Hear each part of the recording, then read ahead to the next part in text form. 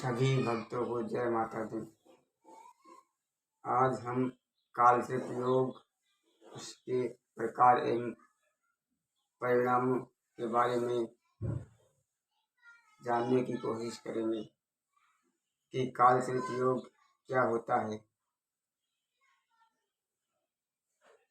काल से प्रयोग के नाम और इसके निर्माण के संबंध में अनेक प्रकार की भ्रांतियां सामने आती हैं। कुछ ज्योतिर्विद काल से प्रयोग एवं उसके प्रभाव के अनुसार बताते हैं, जिससे भाव लगन में राहु स्थित होता है। कुछ विद्वान इसे उस भाव से आरंभ मानते हैं जिस भाव में राहु केतु के अतिरिक्त अन्य ग्रह स्थित हो। काल से प्रयोग का मुख्य कारण राहु केतु ग्रह है। राहु के विभिन्न भावों में या लग्नों में होने पर भिन्न भिन्न प्रकार के काल से प्रयोग बनते हैं। आज हम उन्हीं काल से प्रयोगों के बारे में जानने की कोशिश करेंगे। राशि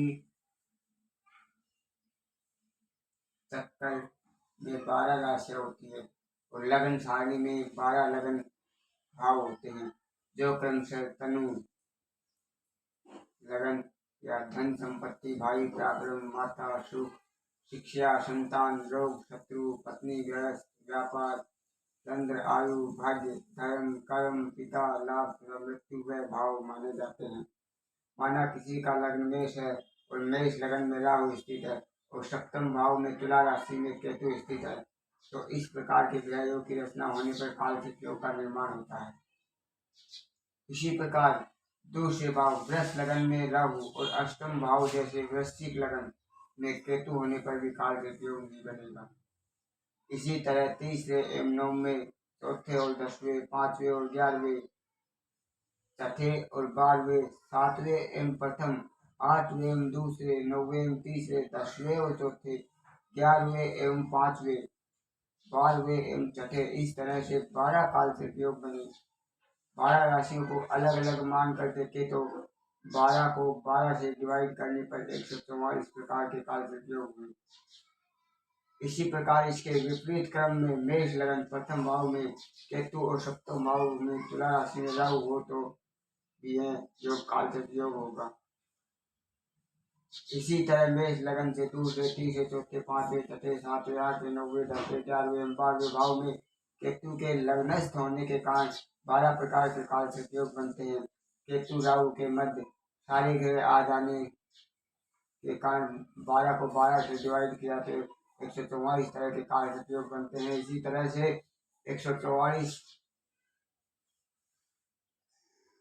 को आप जोड़ोगे तो 144, 144, 288 तरह के काल से प्रयोग बनते हैं। जन्म कुंडली में राहु केतु की भावगत स्थिति युति विभिन्न ग्रहों के युग्मादि के अनुसार सैकड़ों प्रकार के काल से प्रयोग बनते हैं। भावों के अनुसार ही इसका नामकरण भी किया गया है, लेकिन मुख्य रूप से 12 प्रकार के काल से प्रयोग होते हैं, जिनके बारे में आज हम चर्चा करेंगे। अगर आपने हमारे चैनल को लाइक सब्सक्राइब नहीं किया हो तो सबसे पहले लाइक और सब्सक्राइब जरूर कर दें और बेल आइकन को दबा दें, ताकि और आगे आने वाली जानकारियां अपडेट्स आपको मिलती रहें। मुख्य रूप से 12 प्रकार के काल से प्रयोग होते हैं। पहला काल से जो कि अनंत काल से प्रयोग कहलाता है। दूसरा काल से प्रयोग कुलिक काल से प्रयोग। तीसरा वासुकी काल से प्रयोग। चौथा शंखपाल काल से प्रयोग। पांचवा पद्म काल से प्रयोग। छठा महापद्म काल से प्रयोग। सातवां तक्षक काल से प्रयोग। आठवां कर्कोटक काल से प्रयोग। नौवां शंखचूड काल से प्रयोग। 10वां पातक काल से प्रयोग। 11वां विषाक्त काल से प्रयोग और 12वां शेषनाग काल से प्रयोग। गोत्र में ग्रहों की स्थिति में निरंतर परिवर्तन होता रहता है। एक ही नाम और एक ही राशि से बनने वाले कालसर्प योगों के प्रभाव में भी विभिन्नता देखने को मिलती है। यदि किसी भी तरह का कालसर्प योग राहु से आरंभ हो रहा हो तो बहुत अधिक घातक सिद्ध होता है, परंतु केतु से लेकर राहु पर्यंत तक बनने वाला कालसर्प योग इतना घातक नहीं होता है। अब यहाँ पर सभी 12 प्रकार के प्रमुख कालसर्प योगों का हम विश्लेषण करेंगे। पहला कालसर्प योग अनंत कालसर्प योग होता है। इसके बारे में जानते हैं। जब लगन में राहु और सप्तम भाव में केतु हो और उनके बीच समस्त अन्य ग्रहों या इनके मध्य में हो तो अनंत कालसर्प योग बनता है। इस अनंत कालसर्प योग के कारण जातक को जीवन भर मानसिक शांति नहीं मिलती। वह सदैव अशांत, क्षुब्ध, परेशान तथा अस्थिर रहता है, बुद्धिहीन हो जाता है। मस्तिष्क संबंधी रोग भी परेशान पैदा करते हैं, जैसे कि अनंत कालसर्प योग से मुकदमे, कोर्ट कचहरी के कारण जातक को बहुत आर्थिक नुकसान उठाना पड़ता है। अपने मान सम्मान पद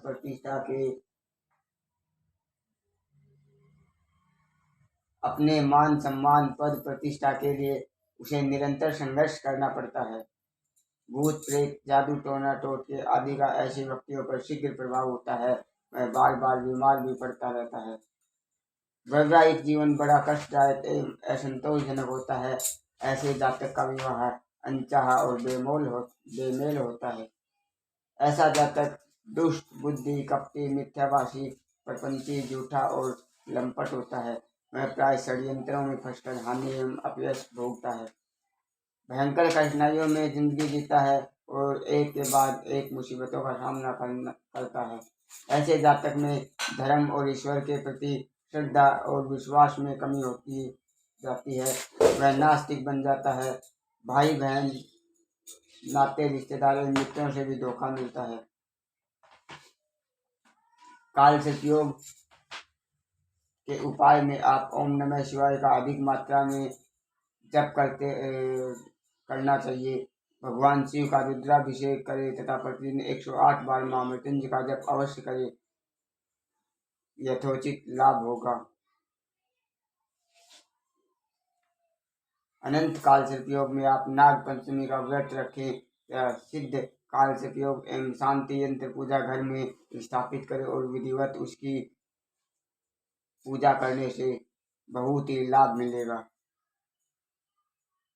अब दूसरे नंबर पर कुलिक कालसर्प योग आता है। उसके बारे में हम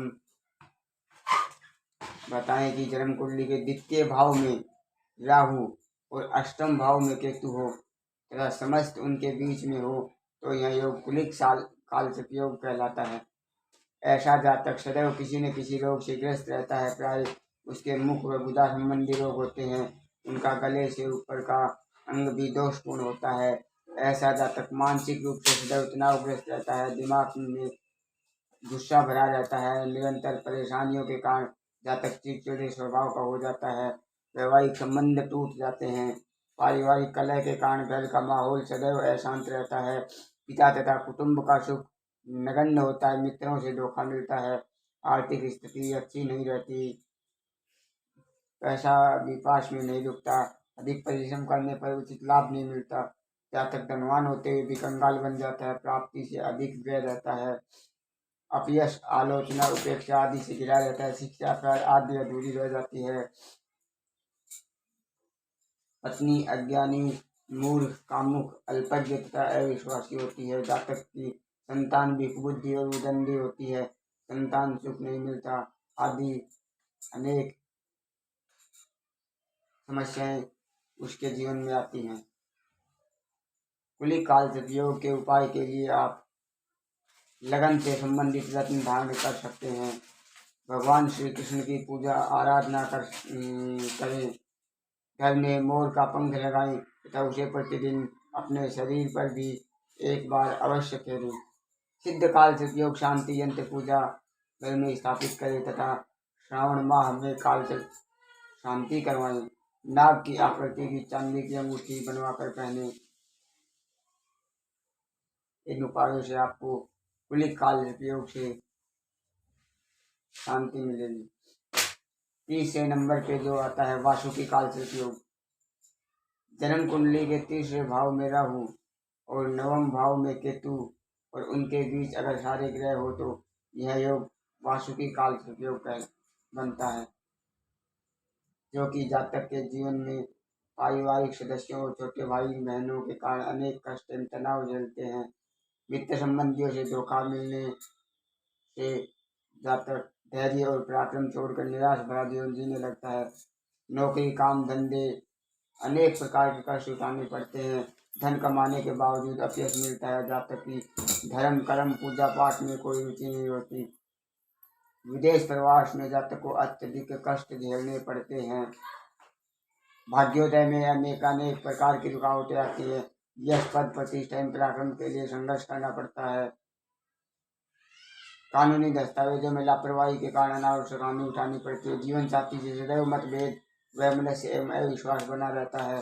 ऐसा जाता है कि भारी स्त्री पुरुषों के संबंध स्थापित करके संतुष्टि करता है। संतान के विषय में भी कष्टों का सामना करना पड़ता है। वासुकी काल से उपयोग के उपाय के लिए आप प्रतिदिन 108 बार महामृत्युंजय का जप करें। प्रत्येक सोमवार को शिव जी का दूध से अभिषेक करें। पक्षियों को दाना व पानी डालें।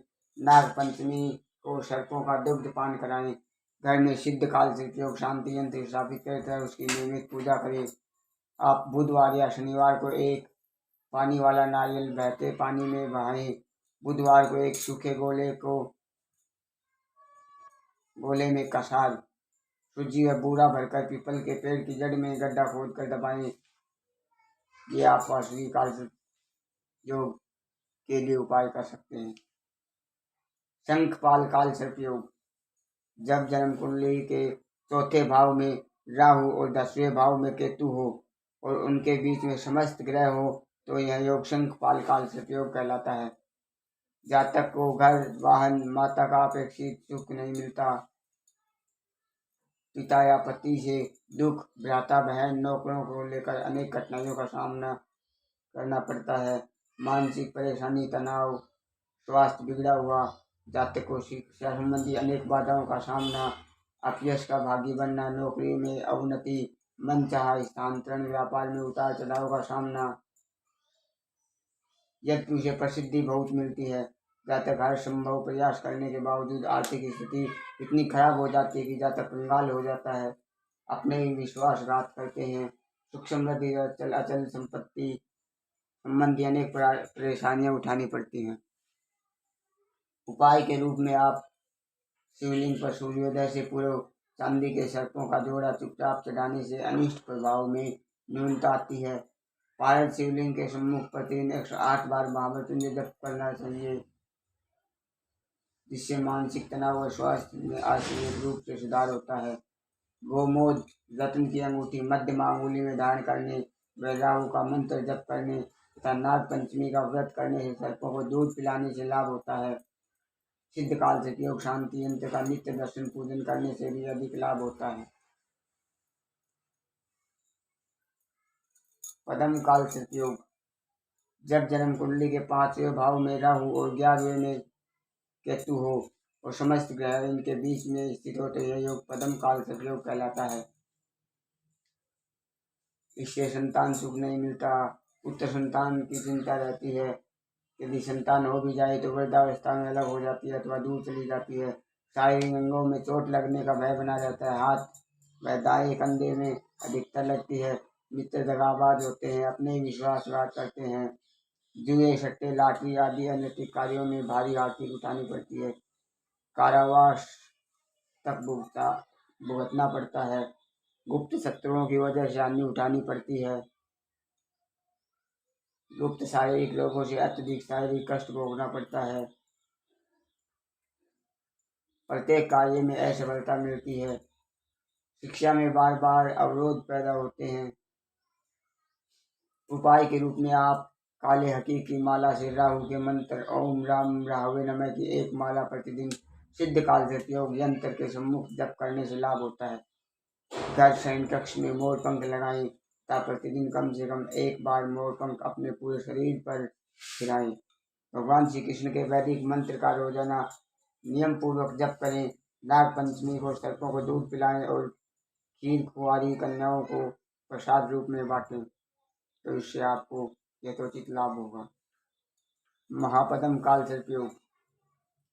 जब जन्म कुंडली में राहु चौथे भाव में और केतु 12वें भाव में हो तथा समस्त ग्रह इनके बीच में कैद हो तो यह योग महापदम काल सर्पयोग कहलाता है। इसमें जातक प्राय रोग और ऋण से ग्रस्त रहता है, चाहे कितनी भी चिकित्सा करा ले बीमारी से मुक्ति नहीं मिलती। जातक को पत्नी, भाइयों, आत्मिक जनों, मित्र, प्रिय मित्रों का विचोर सहन करना पड़ता है। मन में सदैव निराशा रहती है। जातक स्वयं का चरित्र संदेहास्पद होता है। प्रेम संबंधों में निराशा याद लगती है। जातक को जीवन में यात्रा बहुत करता है परंतु सफलताएं नहीं मिलती है।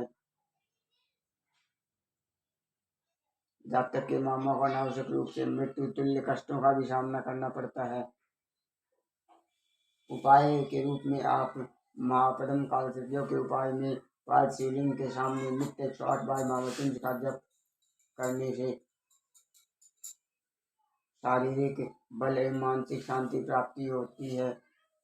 मुख्य द्वार पर अंदर तथा बाहर की ओर चांदी का ठोस स्वास्तिक लगाने से भी लाभ होता है।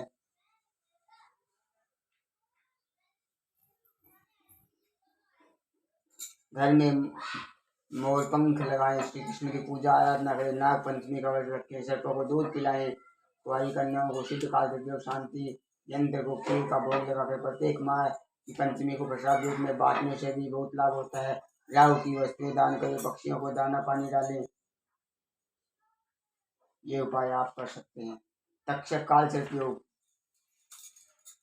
जब राहु केतु के 7वें भाव में हो, जब राहु जन्म कुंडली के 7वें भाव में हो और केतु लगन में हो तथा बाकी के सारे ग्रह की कैद में हो तो इनके बनने वाले योग को तक्षक काल सर्पयोग कहते हैं।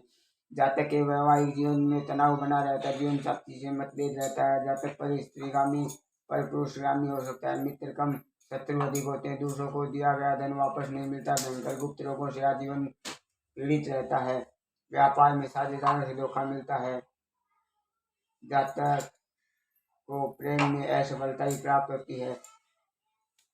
पुत्र संतान नहीं होती, होने पर अपयश ही परिणाम करती है। कन्या संतान ज्यादा होती है। उपाय में आप रोजाना 5 शिवलिंग पर 108 बेल पत्र चढ़ाएं तथा उनके सम्मुख एक माला महामृत्युंजय जप का करने से मानसिक व शारीरिक शांति सिद्धि प्राप्ति होती है। सिद्ध काल सर्पयोग शांति यंत्र पूजा घर में स्थापित करें। सर्पों को दूध पिलाएं। राहु की वस्तु बहते हुए जल में 11 बुधवार तक प्रवाहित करें। अपने शयन कक्ष में मोर पंख लगाएं। ये आप उपाय कर सकते हैं। कर्कोटक काल सर्पयोग। जब जन्म कुंडली के 8वें भाव में राहु और दूसरे भाव में केतु हो और सारे ग्रह के मध्य में अटके होते ऐसे ग्रहों के कार्य बनने वाले योग को कर्कोटक काल सर्पयोग कहते हैं। जातक के भाग्योदय में अनेक बाधाएं आती है। भाग्योदय प्राय नहीं होता है। पैतृक धन संपत्ति से लाभ नहीं मिलता। वाणी पर नियंत्रण समाप्त हो जाता है। वाणी कटु हो जाती है। सदैव दुख बीमारियां होती है। परिजनों से सम्मान नहीं मिलता। व्यापार में परिश्रम करने पर भी लाभ नहीं मिलता। नौकरी में पदोन्नति या निलंबन झेलना पड़ता है। अश्मा, शस्त्रघात अथवा जहर से अकाल मृत्यु होने का भय रहता है। विवाह होने की संभावना बेहद कम होती है। विवाह होने पर यौन सुख नहीं मिलता है। ऐसे कई समस्याएं उत्पन्न हो जाती हैं। आप कर्कोटक काल सर्पयोग के उपाय में आप 31 दिन तक रोजाना 108 बेल पत्रों पर चंदन से ओम नमः शिवाय लिखकर शिवलिंग पर चढ़ाएं। एक माला महामृत्युंजय की जप करने से शारीरिक व मानसिक कष्टों में राहत मिलेगी। राहु केतु से संबंधित वस्तुएं दान करें। बहते जल में प्रवाहित करें। पूजा के घर में सिद्ध काल सर्पयोग शांति यंत्र स्थापित करें। उससे विधिवत पूजा करते रहें। रोजाना विष्णु सहस्त्र नाम स्तोत्र का पाठ करने से भी आपको लाभ मिलेगा। शंखनाद काल सर्पयोग। जब जन्म कुंडली के 9वें भाव में राहु और 30वें भाव में केतु हो और सारे ग्रह इनके बीच में अटके हो तो इस योग को शंखनाद काल से योग कहते हैं। जातक का भाग्य उसका साथ नहीं देता, भाग्यहीन होता है, पिता का सुख कम मिलता है, मित्रों द्वारा छल कपट रहता है, कोई न कोई शारीरिक रोग सदैव लगा रहता है, व्यक्ति की मानसिक तनाव व चिंता बनी रहती है, व्यापार व व्यवसाय में हानि होती है, नौकरी व उन्नति में बाधाएं आती है, सरकारी नौकरी में पदोन्नति न होने का भय व अदालत में दंड मिलने का भय बना रहता है। सुख पाने के लिए जातक जीवन में अत्यधिक परिश्रम करता है, परंतु आर्थिक स्थिति नहीं सुधरती। उपाय के रूप में आप सिद्ध काल से योग शांति यंत्र पूजा घर में स्थापित करें, नियमित पूजा पाठ करें, नाग पंचमी का व्रत करें, भगवान शिव को श्रावण माह में रोजाना 108 बेल पत्र अर्पित करें तथा 108 बार महामृत्युंजय का मंत्र का जप करें। घर के मुख्य द्वार पर बाहर व भीतर की ओर चांदी का ठोस स्वास्तिक लगाएं, विष्णु सहस्त्र नाम स्तोत्र का पाठ करें। पातक काल से उपयोग, जब जन्म कुंडली में राहु 10वें भाव में और केतु 4थे भाव में हो और सभी सातों ग्रह इनके मध्य अटके हो तो यह योग पातक काल से उपयोग कहलाता है। इसमें व्यापार व्यवसाय में अनचाही कठिनाइयों का सामना करना पड़ सकता है, लाभ की संभावना होने पर भी हानि उठानी पड़ती है, व्यवसाय में साझेदारियों से धोखा मिलता है, माता पिता का विषोह सहन करना पड़ता है, दादा दादी या नाना नानी का वियोग सहना पड़ता है, गृहस्थ जीवन कष्टप्रद होता है, सुख पाने के लिए कठिन परिश्रम करना पड़ता है, राज्य सरकारी अधिकारियों से असंतोष और अज्ञात भय बना रहता है। उपाय के रूप में आप सिद्ध काल से योग शांति यंत्र पूजा घर में स्थापित करें, नित्य दर्शन पूजा से बहुत लाभ मिलेगा, नाग पंचमी का व्रत करें, शिवलिंग पर 31 दिन तक 108 बेल पत्र पर ओम नमः शिवाय चंदन से लिख कर चढ़ाने से अप्रत्याशित लाभ होता है, निरंतर ओम नमः शिवाय का जप करते रहने से भी अनिष्ट प्रभाव में कमी आती है। भगवान शिव पर चांदी के सिक्कों का जोड़ा ब्रह्म मुहूर्त में चढ़ाने से भी अनिष्ट प्रभाव काफी हद तक दूर होता है।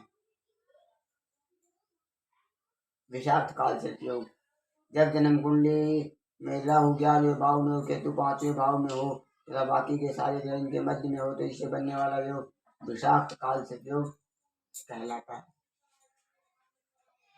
इसमें जातक को नेत्र रोग, हृदय रोग तथा इंद्रिय जैसी बीमारियों से प्राय पीड़ित रहता है, जातक को बड़े भाइयों से कलह रहता है, शिक्षा में बाधा, स्मरण शक्ति का ह्रास होता है, प्राय शिक्षा अधूरी रह जाती है, आजीविका के लिए जातक को अपने जन्म स्थान से दूर रहना पड़ता है, संतान रोगग्रस्त रहती है, जातक सदैव चिंताओं से घिरा रहता है, धन को लेकर झगड़े की स्थिति बनी रहती है, ऐसे जातक का जीवन का अंत रहस्यमय होता है। आप उपाय के रूप में जातक को सिद्ध काल से योग शांति यंत्र पूजा घर में स्थापित करना चाहिए तथा नियमित रूप से उनके पूजन दर्शन करने चाहिए, इससे अनिष्ट प्रभाव कम होता है। भगवान शिव जी की पूजा आराधना गंगा जल, दूध व काले तिल से नियमित रूप से करने से भी अनिष्ट प्रभाव में कमी आती है। राहु केतु से संबंधित वस्तु बुधवार के दिन दान करने से लाभ होता है। शेष नाग काल से उपयोग, जब जन्म कुंडली के 12वें भाव में राहु 12वें भाव में और केतु 6ठे भाव में हो तथा बाकी के समस्त ग्रह इनकी कैद में हो तो यह योग शेषनाग काल से उपयोग कहलाता है। जातक को सदैव गुप्त शत्रुओं का भय बना रहता है, बेवजह ही लड़ाई झगड़े और मुक्केबाजी का सामना करना पड़ता है, पराजय भी मिलती है, शारीरिक सुख में कमी आती है, स्वास्थ्य प्राय खराब रहता है, 2 विवाह होने की संभावना होती है, मातृभूमि से दूर अच्छा धन लाभ प्राप्त होता है, अत्यधिक संघर्ष के बाद जातक को सफलता प्राप्त होती है परंतु उसे बदनामी झेलनी पड़ती है, मृत्यु के पश्चात नाम होता है, आँख की शल्य क्रिया करानी पड़ती है, दाहिने पैर में चोट लगने की संभावना होती है। आप शेषनाग काल से उपयोग के उपाय में के रूप में पूजा घर में सिद्ध काल से उपयोग शांति यंत्र स्थापित करना चाहिए, नाग पंचमी का व्रत करना चाहिए, सबको को दूध पिलाना चाहिए, राहु रत्न गोमोद दान करना चाहिए तथा राहु की वस्तुओं का दान करना चाहिए, इससे अनिष्ट प्रभाव में कमी आती है। 11 सोमवार भगवान का दूध से रुद्राभिषेक करने से यथोचित लाभ मिलता है। नाग की आकृति की चांदी की अंगूठी मध्य मांगुली में पहनने से मानसिक शांति मिलती है।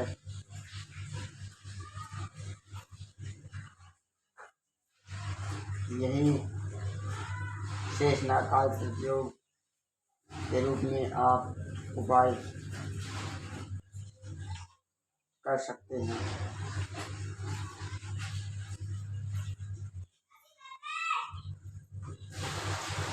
लगन अनुसार काल योग का फल होता है। जैसे मेष और वृश्चिक दोनों लग्नों का लग्नेश मंगल है। यदि मेष और वृश्चिक लगन की कुंडली में कालचक्र योग बनता हो तो कालचक्र योग से पीड़ित जातक को व्यापार में भारी हानि होती है, असफलताओं का सामना करना पड़ता है। जातक को भारी मुसीबतों का भी सामना करना पड़ता है। ऐसे ही वृष और तुला लगन में भी कुंडली में कालचक्र योग बनता हो तो कालचक्र योग से पीड़ित जातक प्राय अपनी आजीविका के बारे में परेशान रहता है। उसे हमेशा डर सताता रहता है। उसके जीवन को कब न जाने आजीविका चलाने का साधन कब उसके हाथ से निकल जाए, उसके जीवन में ज़्यादा गुण आती है कब डूब जाए। मिथुन और कन्या लगन में भी दोनों का लग्नेश बुध है। यदि मिथुन और कन्या लगन की कुंडली में कालचक्र योग हो तो जातक को नौकरी में उच्च पद प्राप्त करने के ख्वाब देखता है, परंतु उसे सफलता नहीं मिलती। यदि जातक स्टील फर्नीचर का व्यापार या करे कोई अन्य कारखाना लगाए तो उसे व्यापार में बड़ी बड़ी परेशानियों को झेलना पड़ता है। जातक प्रॉपर्टी डीलिंग कमीशनर एजेंट दलाली का काम करे तो अनेक बार का कमाया गया लाभ एक ही बार में नुकसान में पूरा हो जाता है। कपड़ा, कागज, अनाज, होटल, रेस्टोरेंट, जनरल मर्चेंट, गृह उपयोगी सामग्री, किराना आदि के व्यापार में सफलता प्राप्त होती है, लेकिन बद्धजनों को इनके बुरे व्यवहार के कारण दुख होता है और उनके साथ से उनको अनेक प्रकार की हानि उठानी पड़ती है। कर्क लगन का लग्नेश चंद्रमा है। यदि कर्क लगन की कुंडली में कालचक्र योग होता है जातक को कारोबार में सफलता प्राप्त होती है और न ही नौकरी में, न तो कारोबार में और न ही नौकरी में। इनमें एक समय में कई कार्य करने की प्रवृत्ति होने के कारण इनमें सभी क्षेत्रों में असफलता प्राप्त होती है। ऐसे जातक ज्योतिषी, वकील, कलाकार, डॉक्टर आदि स्वतंत्र कार्यों में विशेष रूप से धन कमाते हैं, फिर भी ये परिवार से असंतुष्ट और शारीरिक रूप से अस्वस्थ रहते हैं। चालाकी, चतुराई, मौका परस्ती से हमेशा अपने रंग ढंग बदलते हुए काम करते हैं। इन्हें चारों तरफ से सम्मान प्राप्त होता है। इनके हाथ में धन तभी रुकता है जब ये थोड़ा बहुत दान पुण्य करते हैं। सिंह लगन का लग्न सूर्य है। यदि सिंह लगन की कुंडली में कालचक्र योग हो तो ऐसे जातक अपने आजीविका और परिवार के लिए सदैव चिंता तुर होते हैं। इन्हें अपने व्यवसाय में निरंतर तेजी का लाभ होता है। लेकिन ऐसे भी हादसे होते हैं कि एक क्षण में मंदी और आर्थिक नुकसान कमर तोड़ के रख देते हैं। इनकी जमा पूंजी धीरे धीरे बढ़ती रहती है, एक ही क्षण में सारी की सारी साफ हो जाती है। ऐसे जाते किसी भी की नौकरी करना पसंद नहीं करते, लेकिन हालात के हाथों मजबूर होकर कुछ समय के लिए नौकरी स्वीकार करनी पड़ती है। परिवार को एक ही जगह बनाए रखना इनकी प्रतीक्षा होती है। जिद्दी, कठोर एवं दृढ़ प्रतिज्ञ होते हैं। धनु मीन लगन दोनों का लग्नेश गुरु बृहस्पति है। यदि धनु और मीन लगन की कुंडली में कालचक्र योग बनता हो तो ऐसे जातक किसी के अधीन होकर कार्य या नौकरी में सफल नहीं हो पाते। ये अपने किसी के अधीन होकर कार्य या नौकरी में सफल नहीं हो पाते। ये अपने स्वतंत्र कार्य क्षेत्र में बाहरी स्त्रियों की सहायता से अपने पकड़ मजबूत बनाते हैं, परंतु घर की किसी स्त्री की साजिश का शिकार होकर असफल होते हैं। ऐसे जातक अपना परामर्शदाता, दलाली एवं कमीशन एजेंट के रूप में नाम और धन दौलत प्राप्त करते हैं। समाज में इनका बहुत नाम होता है, परंतु अपने शर्मीले स्वभाव के कारण इन्हें धनाभाव बना रहता है। अपना कमाया हुआ धन भी गंवाना पड़ता है। दूसरे की भलाई करने के लिए सदा ये बेचैन रहते हैं, लेकिन उपकार करने पर भी इन्हें दुख और बदनामी ही मिलती है। मकर कुंभ लगन मकर कुंभ दोनों लग्नों का लग्न शनि है। यदि मकर और कुंभ लगन की कुंडली में कालचक्र योग बनता हो तो ऐसे जातक पत्नी और बच्चों की ओर से सदैव असंतुष्ट अशांत रहते हैं। इन्हें विदेश में रहने का अवसर मिलता है। मौका मिलते ही ऐसे जातक देश से ज्यादा प्रदेश में सफलता प्राप्त करते हैं। इन्हें पूर्वजों की कमाई धन दौलत का उचित लाभ नहीं मिलता। ऐसे जातक स्वयं के बलबूते पर धन संपत्ति इकट्ठी करते हैं, परंतु उन्हें ये स्वयं और परिवार की खुशियां नहीं दे पाते। दवाइयाँ, कोयला, खनिज, एसिड, पेट्रोलियम या केमिकल पदार्थों से संबंधित कार्य करने की अच्छी कामयाबी नहीं पाते, परंतु जीवन में ऐसा भी समय आता है कि सारी कमाई हुई धन दौलत एक ही झटके में डूब जाती है। शेयर, सट्टा, लॉटरी से इन्हें काफी धन प्राप्त होता है।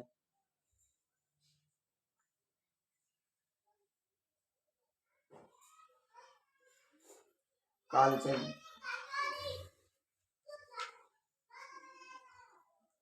जातक के जीवन में बहुत ही प्रभाव मिलते हैं।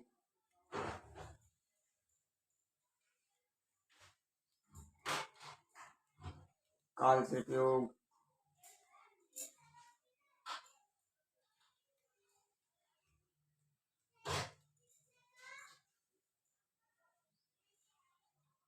जब काल सर्प योग राहु और केतु की कैद में सभी ग्रह होते हैं तो ये काल सर्प योग होता है। लेकिन जब कोई भी एक ग्रह इनकी कैद से बाहर हो जाता है, राहु और केतु की कैद से बाहर होता है, तो इससे बनने वाले योग को आप आंशिक काल सर्प योग या भंग काल सर्प योग कहते हैं। इसकी स्थिति में जो ग्रह राहु केतु की कैद से बाहर होता है उसका जातक के जीवन पर बहुत व्यापक प्रभाव पड़ता है।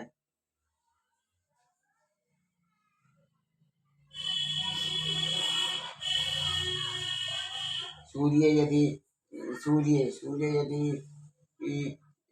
मतलब सृष्टि में प्रकाश का सबसे बड़ा स्रोत माना गया है, जीवन की शक्ति भी कहा जाता है, या आत्मा का कारक भी माना जाता है। सूर्य यश प्रतिष्ठा मान सम्मान धैर्य धर्म राज की सेवा और सोने के तांबे का कारक ग्रह माना गया है। यदि सूर्य काल सर्प योग की कैद से बाहर आकर आंशिक योग का निर्माण कर रहा हो तो जातक को सूर्य संबंधित विषयों में असफलता प्राप्त होती है, मानसिक रूप से सदैव तनावग्रस्त रहता है। ऐसा जातक न चाहते हुए भी आलसी निकम्मा और शक्तिहीन हो जाता है।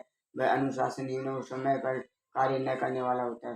परंतु यदि राहु केतु की कैद से बाहर सूर्य उच्च का स्वराशि या स्वशक्ति हो तो जातक प्रशासनिक सेवारत राजकीय कार्य करने वाला, राजा का न्यायी, अपने उत्तरदायित्वों का निर्वाह करने वाला, उच्च पद ख्याति लब्ध धन और वैभव के साथ दीर्घ आयु होता है। आंशिक काल सर्प योग में सूर्य के अशुभ प्रमुख से बचाव के लिए जातक को अपना कोई भी कार्य आरंभ करने अथवा घर से निकलने से पूर्व थोड़ा सा गुड़ खाकर ऊपर से जल पीना चाहिए। तांबे के लोटे में जल भरकर सूर्य को अर्घ दें।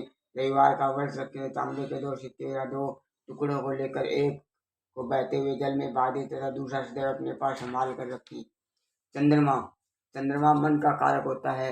यह सूर्य से ऊष्मा प्राप्त कर शीतल किरणों को में परिवर्तित करके पृथ्वी पर प्रकाश देता है। चंद्र के कारण ही समुद्र में ज्वार भाटे आते हैं। इनकी गति सभी ग्रहों में सबसे तेज होती है।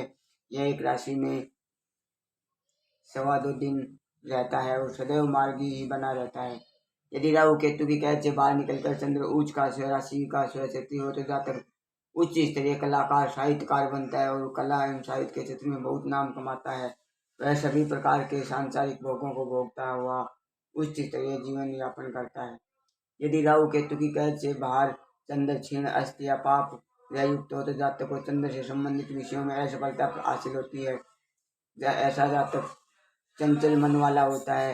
वह कभी भी एक जगह पर टिककर कार्य नहीं करता। उन्हें उनके विचारों और निर्णय में स्थिरता होती, सदा अस्थिर प्रवृत्ति का बना रहता है। ऐसा जातक बहुत ही भावुक और दूसरों से शीघ्र प्रभावित हो जाता है।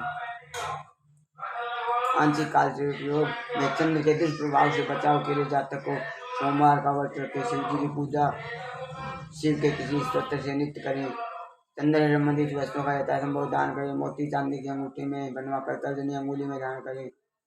सफेद रंग के वस्त्र धारण करें। सोमवार को शिव जी का दूध से अभिषेक करें तथा बेलपत्र चंदन से ओम नमः शिवाय लिखकर अर्पण करें। मंगल को स्वामी कार्तिकेय के रूप में मान्यता प्राप्त है। मंगल ग्रह छोटे भाई भूमि रक्त पराक्रम साहस वीरता दुर्घटना युद्ध आदि का भी कारक माना जाता है। मंगल ग्रह कभी भी मध्य फल नहीं देता। जब यह शुभ होता है बहुत शुभ फल देता है, परंतु जब अशुभ होता है तो बिल्कुल निम्न स्तर तक जाकर अशुभ फल देता है। यदि काल सर्प योग की कुंडली में मंगल राहु केतु की कैद से बाहर निकलकर उच्च स्वराशि से शुभ ग्रह युक्त या दृष्ट हो तो जातक उच्च प्रशासक, सेना नायक, संगठनकर्ता, आक्रामक, हिंसक और बहुत महत्वाकांक्षी होता है। वह सारी दुनिया को अपने अधिकार में कर लेता चाहता है। सांसारिक शुभ व मानव उसके पीछे पीछे चलते हैं। यदि राहु केतु की कैद से बाहर आकर मंगल क्षीण अस्त नीच राशि पाप में युक्त अथवा दृष्ट हो तो जातक को मंगल विषय अशुभ फल प्राप्त होते हैं। जातक को अपने भूमि और भाई से आर्थिक मानसिकता रूप से हानि उठानी पड़ती है। मानसिक रूप से बहुत तनावग्रस्त रहता है। इसकी जुबान गंदी हो जाती है। शारीरिक रूप से भी अक्षम हो जाता है। चोट चपेट के कारण ऑपरेशन कराना पड़ता है। इसके दुष्प्रभाव से बचने के लिए हनुमान जी की उपासना, सुंदरकांड का पाठ करना चाहिए नियमित रूप से। मंगलवार को तंदूर में मीठी रोटी लगवाकर कोडियों को बांटे। मसूर की दाल व तांबे का सिक्का बंदी को दें। शहद व रेवड़िया बहते हुए जल में प्रवाहित करें। हनुमान जी को चोला चढ़ाएं। मंगलवार का व्रत रखें। आचरण सही रखें। परिगमन से बचें। लाल रुमाल या लाल रंग का कपड़ा हृदय अपने पास रखें। बंदरों को गुड़ व चने डालें। भाइयों से बनाकर रखें। बुध ग्रह को वाणी, कला, कौशल, विद्वता, व्यवसाय और मित्रता का कारक माना जाता है। बुध प्रभाव वाले जातक मधुरभाषी, कला निपुण, उच्च व्यवसायी, राजनीतिक होते हैं।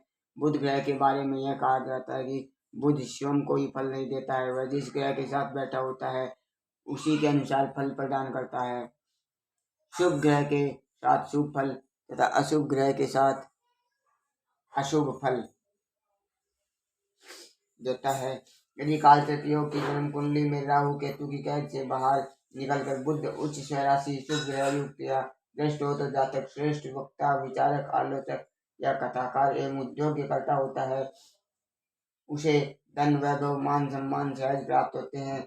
मरने के बाद भी वर्षों तक उसकी पहचान बनी रहती है।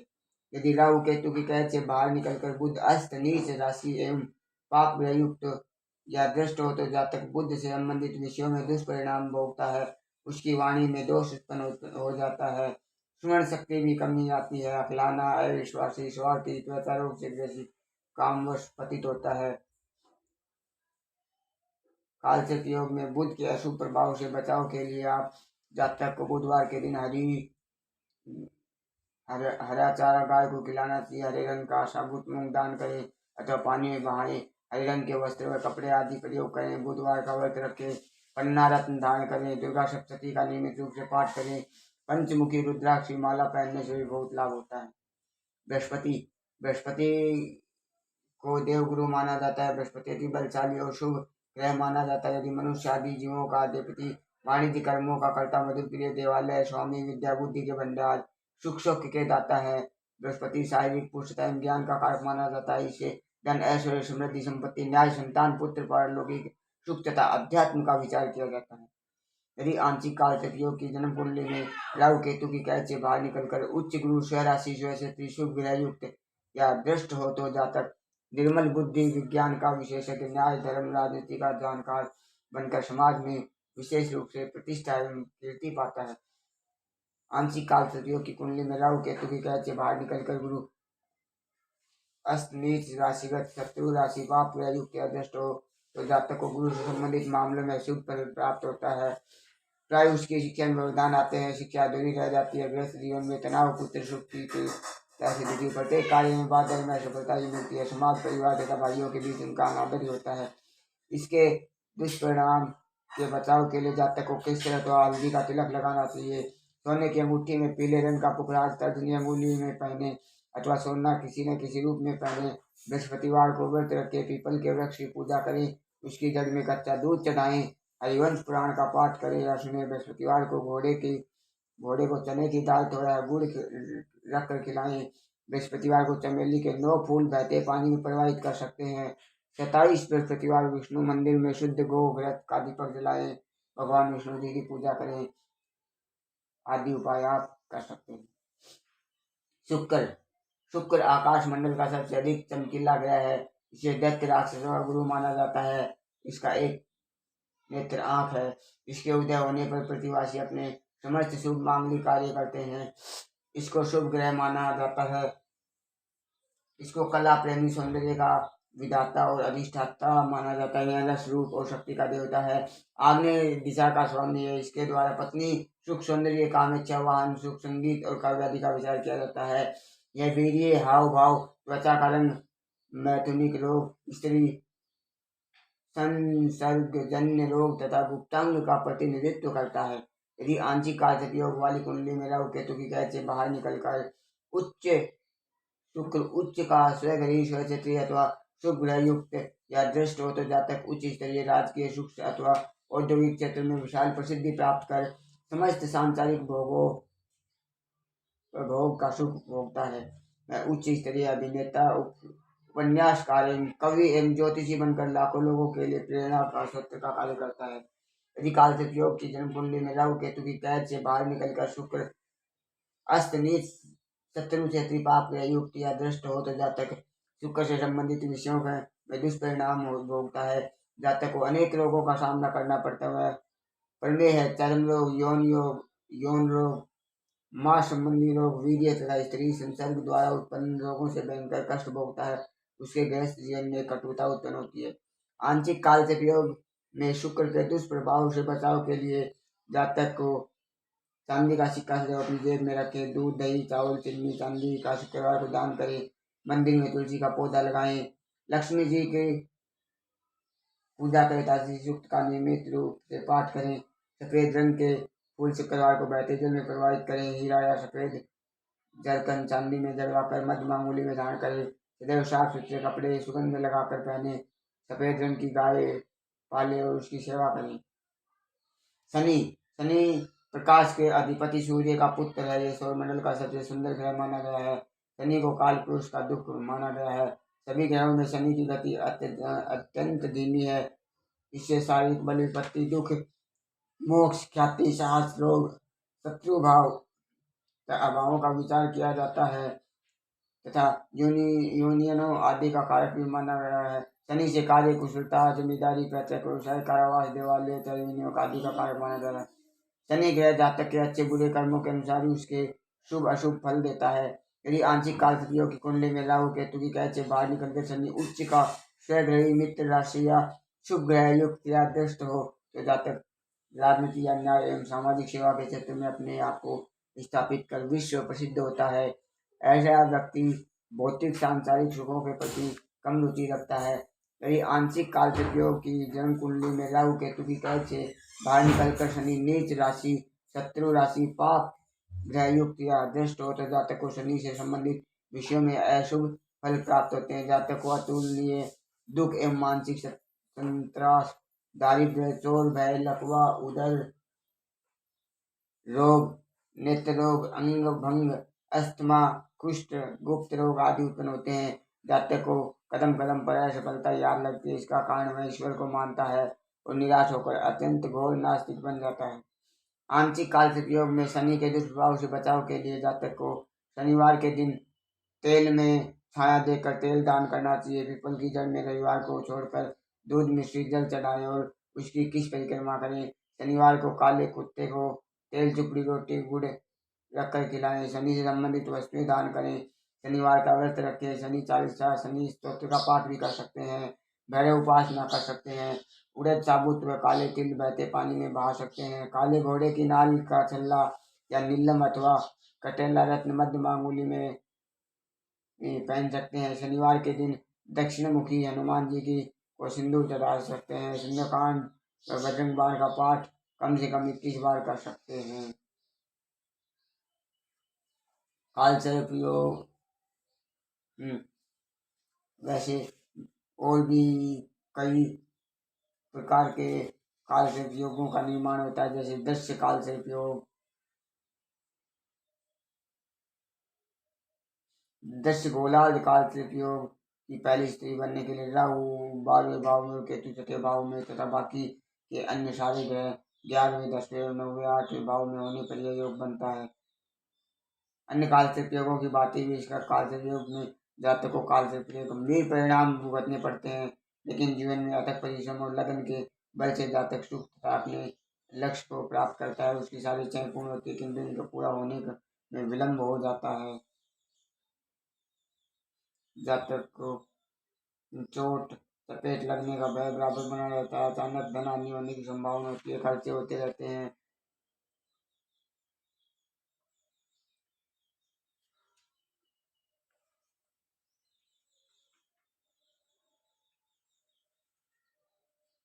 दृश्य गोलार्ध काल सर्प योग भी जातक की कुंडली में होता है।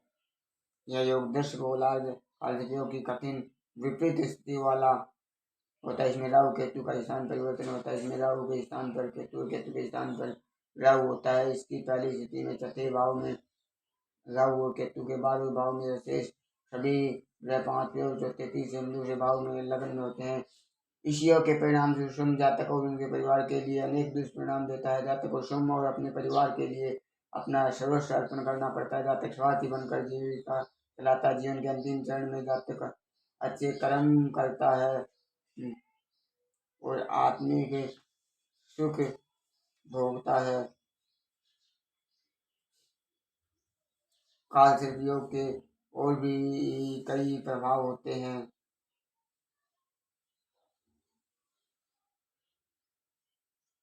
जैसे कि प्रथम भाव समस्त ग्रह सप्तम भाव से प्रथम भाव तक हो तो छत्र योग बनना, या समस्त ग्रह प्रथम भाव से सप्तम भाव तक हो तो नौका योग बनना, समस्त ग्रह चतुर्थ भाव से दशम भाव तक हो तो कुटी योग बनता है, समस्त ग्रह दशम भाव से चतुर्थ भाव तक हो तो सर्प योग बनता है। त्रिकोण से शुरू होने वाले योग को अर्धचंद्र योग कहते हैं। राहु केतु हमेशा उल्टा वक्री भ्रमण करते हैं।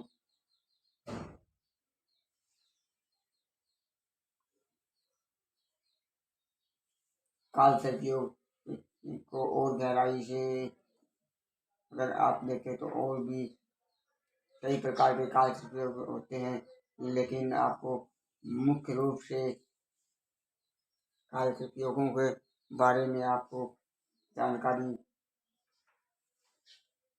दी है। वैसे काल सर्प योग के उपाय अनेक होते हैं। लाल किताब के अनुसार भी राहु केतु के भावानुसार जो उपाय किए जाते हैं उनके बारे में हम आगे चर्चा करेंगे। आज के लिए इतना ही। कृपया जिसने भी चैनल को लाइक और सब्सक्राइब नहीं किया है वो चैनल को लाइक और सब्सक्राइब कर दें, बेल आइकन को दबा दें ताकि नई से नई जानकारियाँ और भी ज्ञानवर्धक बातें आपको हमारे चैनल के माध्यम से मिलती रहेंगी। जय माता दी।